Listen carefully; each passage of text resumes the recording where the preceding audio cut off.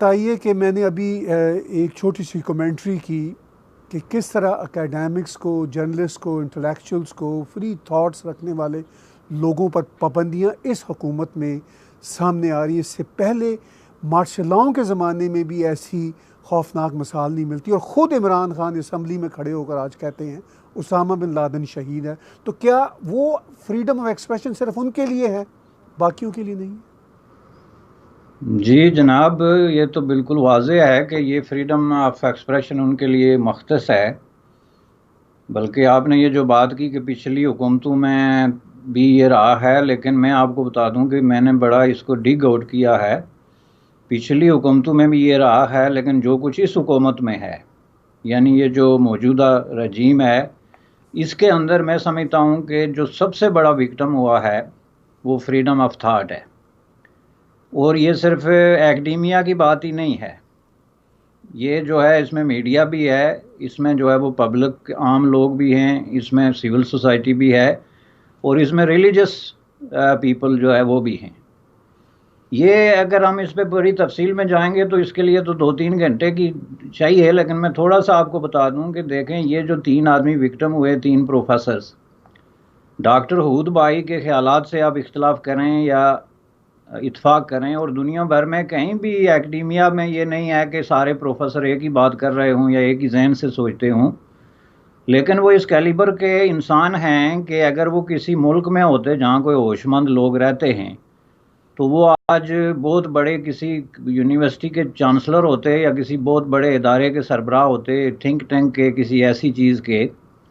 چونکہ جس کنسسٹنسی سے انہوں نے پاکستان میں سائنس، ہوش مندی، ریشنلزم اور دانش کی باتیں کی ہیں، اس کی کوئی مثال نہیں ملتی۔ لیکن ان کا انجام آپ دیکھیں، یہ کوئی 4-5ویں دفعہ ان کے ساتھ یہ ہوا ہے۔ پہلے لمز جیسے ادارے سے بھی ان کو ہیلے بانے کر کے میرے خیال میں 2012-13 میں نکال دیا گیا تھا، اب یہ ایف سی کالج سے ہیلے بانے کر کے نکال دیا گیا۔ تو جس کام کے اندر جو ہے میں سمجھتا ہوں کہ آپ اپنے اتنے بڑے دانشوروں کے ساتھ اور اس طرح کے سائنٹسٹوں کے ساتھ اور اس طرح کے ریشنل مائنڈز کے ساتھ یہ سلوک کرتے ہیں، میں سمجھتا ہوں کہ وہ کام جو ہے اس نے طے کر لیا ہے کہ ہم نے خودکشی کرنی ہے۔ چونکہ آپ کے پاس ایک MIT کے کیلیبر کا پروفیسر ہے فزکس کا، دنیا بھر میں مانا جاتا ہے، وہ دنیا کے جو 15-20 سائنٹسٹ ہیں فزکس میں، ان میں سے ایک اس کا نام ہے، اور آپ کہتے ہیں کہ ہمارے بچوں کو یہ نہیں پڑھائے گا بلکہ مولوی صاحب پڑھائیں گے۔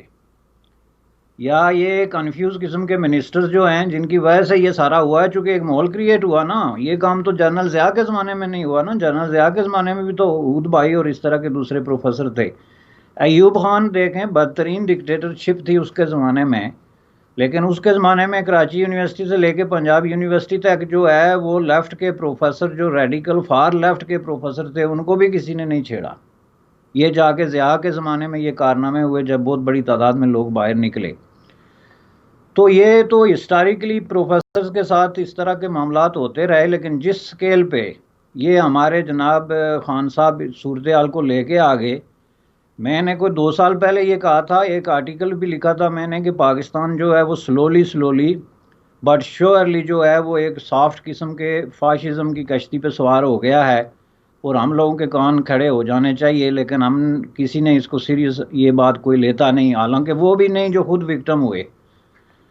تو آج میں یہ سمجھتا ہوں کہ ایک نئے موڑ پہ پاکستان پہنچ گیا، جو محدود چند ملک جو ہیں اس کرۂ ارض پہ، جیسے ترکی ہو گیا، ہنگری ہو گیا، اس طرح کے ملک جہاں پہ واضح طور پہ فاشزم کو ایک ایجنڈے کے طور پہ جو ہے وہ اسلام کے نام پہ یا تاریخ کے نام پہ یا اپنے کلچر پہ نام پہ یا نیشنلزم کے نام پہ اس کو یوز کیا جاتا ہے۔ میں یہ کہتا ہوں کہ یہ الارمنگ ہے، اور یہ آپ دیکھیں گے ہسٹری میں آپ کا یہ پروگرام سیف رہے گا کہ یہ خودکشی کی طرف پیش قدمی ہے۔ خودکشی میں پہلے بھی کوئی خاص فرق نہیں رہ گیا، لیکن یہ ایک ہوتی ہے نا اجتماعی خودکشی کے مل جل کے اب ہم نے سمندر میں یا آگ کے جو ہے اس میں چھلانگ لگانی ہے۔ تو اس حوالے سے میں آپ کو یہ بتا دوں، ادروائز کوئی کام یہ کام نہیں کر سکتی تھی، اور اگر کرتی، کسی ایک ادارے نے کر دیا، دوسرے نے کیا، تو اگر ہوش مندی کی بات ہوتی، یہ تو ہو گئی ہمارے حود بھائی صاحب کی۔ اب محمد حنیف جو ہیں وہ پڑھاتے تھے کریٹیو لٹریچر، ایک یونیورسٹی میں جو پرائیویٹ غالباً یونیورسٹی ہے، حبیب یونیورسٹی، اور آپ یہ دیکھیں کہ وہ اس وقت ایک انٹرنیشنل کیلیبر کا ایک ریکگنائز رائٹر ہے،